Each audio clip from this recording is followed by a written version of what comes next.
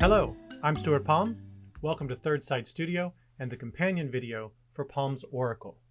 Palm's Oracle is a deck of Oracle playing cards or cards that you can use to do many different things, from readings to manifestations to your own magical work. I'm going to go through in these videos all of the symbols built into the deck, the story behind the deck, and my practice, how I work with them, my system of reading. So you're going to learn all of that as you go through these videos. The first videos you will see below will outline the meaning in each of the set of cards. And I'm going through those sets based on the value in the poker. So you'll first see a video that goes through all of the aces, then the twos, then the threes, then the fours, and the fives, and so on and so forth. So that's how you can learn the deck. I will try to make it mnemonically as accessible as possible so that you can easily remember the meanings. Let me first start by giving you a little history of the deck and myself and why it's called Palm's Oracle. When I was around 10 years old is the time that my aunt first bought me a tarot deck and some books on giving readings and astral projection and these kinds of things. And that's what opened me up to it. She was sort of the crazy hippie in the family. So I think that we connected on that level in a way that other family members maybe hadn't so much. And I fell in love. I fell in love with my first Rider-Waite Smith deck of cards, and I still use a version of the Waite-Smith deck. Later, I explored runes. I explored the Gypsy Witch Oracle deck. I explored variations on Lenormand, and it is all of these different card influences, including Cartomancy. For a long time, I just read with regular playing cards because I had those around most often.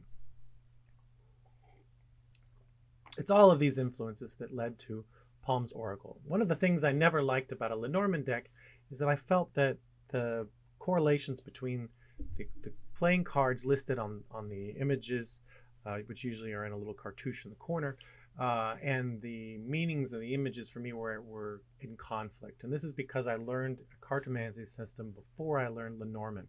And I always wanted to make sort of my version of the Gypsy Witch, but design it differently so it would read as a playing card, with the center being the symbolic value. And that's what I've created. I actually debated for a little while of getting rid of with the poker correlation altogether. But instead, I really got into delving deep to the meaning of the card, the numerology behind the number, the meaning behind the suit, and attributing that also to a drawn image. And the first version of this, I had a deck of blank cards, and I just drew it in hand, all the symbols, and that developed over time. And then I started to attribute those symbols and meanings to poker cards, and that sort of it organically became a thing.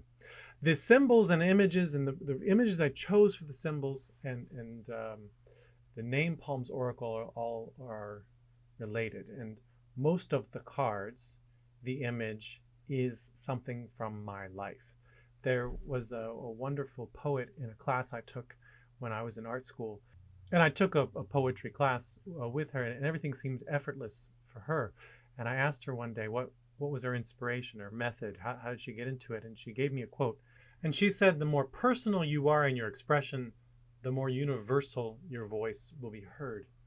And that stuck with me in every practice I've had artistically, from performance to fine art to this project in itself. And so many of those images, for example, one of the women cards is my sister, and one of the man cards is her significant other, and another one of the man cards is my uncle when he was young. So there are personal images and personal stories to each card, and I will share those as well so you understand where I'm coming from and the correlation of that image in my life. So before we go into the different individual cards in the next video, I want to talk to you a little bit about some of the symbols you'll find on the deck otherwise. The exterior of the box, which is like a drawer box, is going to have an image of the Milky Way galaxy. Milky Way galaxy is a universal, it's the universe. So, but as a symbol, is universal for all of us. We hopefully in your life have experienced seeing the stars that clear. When I was a child, we spent summers in Tennessee in the Smoky Mountains in a city called Gatlinburg.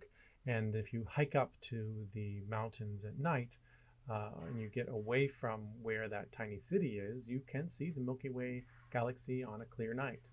The best I've ever seen it with my eyes was in a summer, I think it was the summer of 1998. I was studying painting in a little island in Greece called Karpathos, on a city called Olympos, which is on the north tip of the island. And at that time, there was only a dirt road that you could get there by road. It had only recently been built, and the only way for the general public to get to that city was by boat.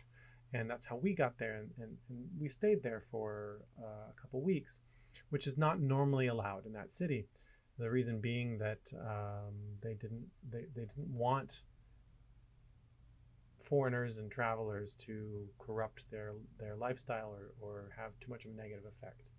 And the only reason we got to is because we were studying painting, and the head of our painting program had restored the icons in their chapel, in their Orthodox church.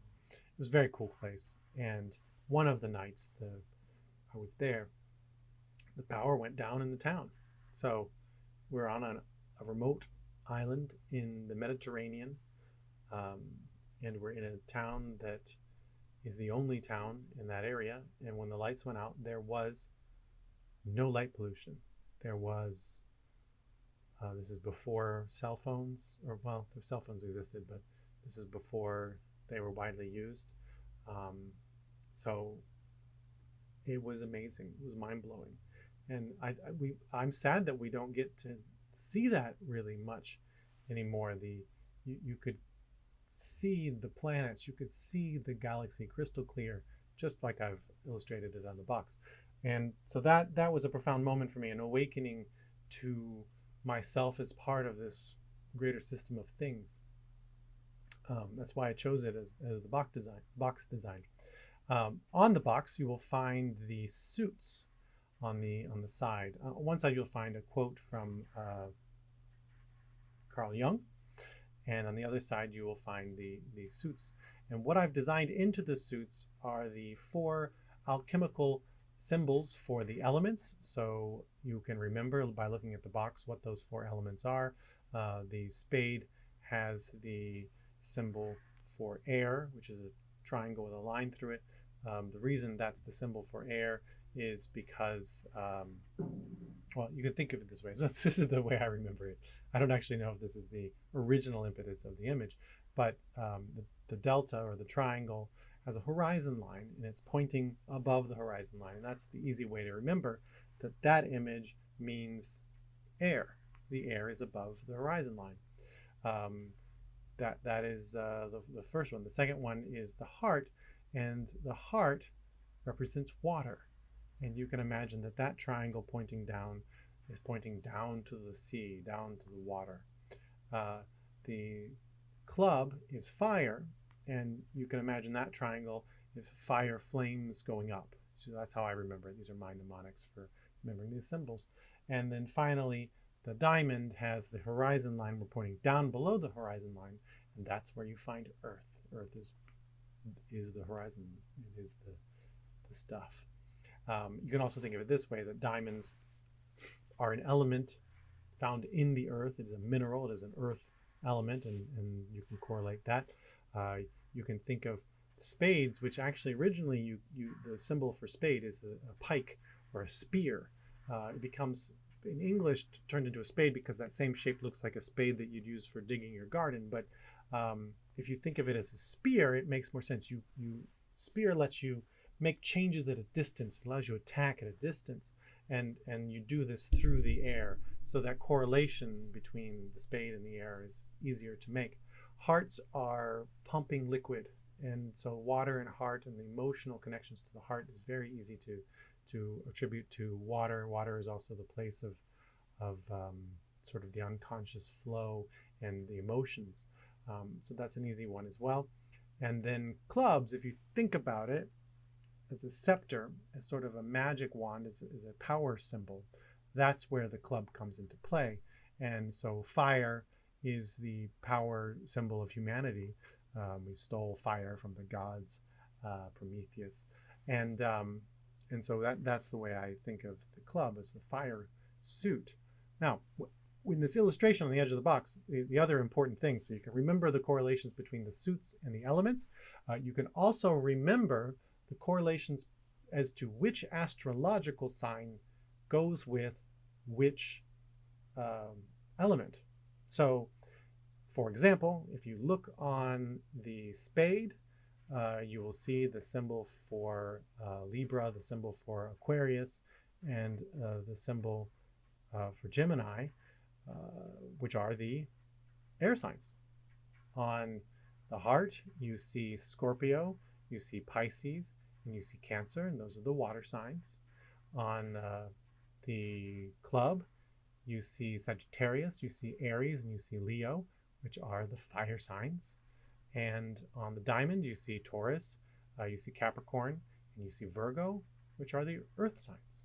So you have in one image the way to mnemonically access those correlations to the cards and the signs that you can use them with. You can set that down next to you as you give a reading and use it to remind yourself of those correlations, because it's not easy to remember which sign goes with which element, and I get them confused sometimes and have to go back to my notes. It's great to have just one little visual image for you to get there. So there's the first thing that I'm going to share with you that's built in to the deck.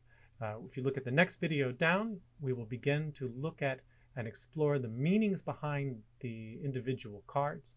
I will go through them by value. So the first video we see is going to cover the 4 aces. Thank you for watching.